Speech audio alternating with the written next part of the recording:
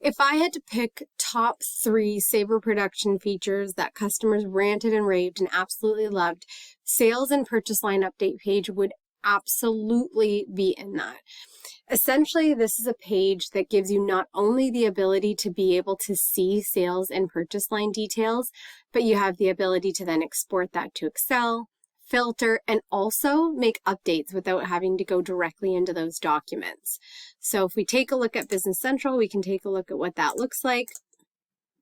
So as some of you may know, Microsoft has created lines pages that weren't there before. So you can look at invoice lines, you can look at shipment lines, but the ability to look at sales and purchase lines and actually make updates to them is something that isn't there yet. So what we've done is we've created sales line update. And again, there's a purchase lines update. So as you can imagine, one looks at sales orders and their lines, and the other looks at purchase orders and their lines. So if we go ahead and drill into that, so this is giving me a list of all of the sales order lines that I have in the system. But not only that, it would show me quotes, it would show me invoices, it would show me credit memos. So anybody who knows the Business Central table structure, you'll know that sales headers and sales lines, they don't just look at sales orders, they look at all of the open sales documents.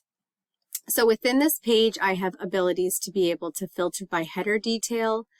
I could filter by line detail.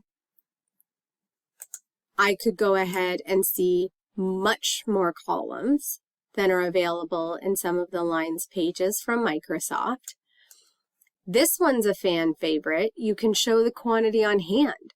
So people will often look at this and they'll use this as a bit of a shipment list. They'll be able to see, okay, based on the sales lines that I have, what do I have on hand?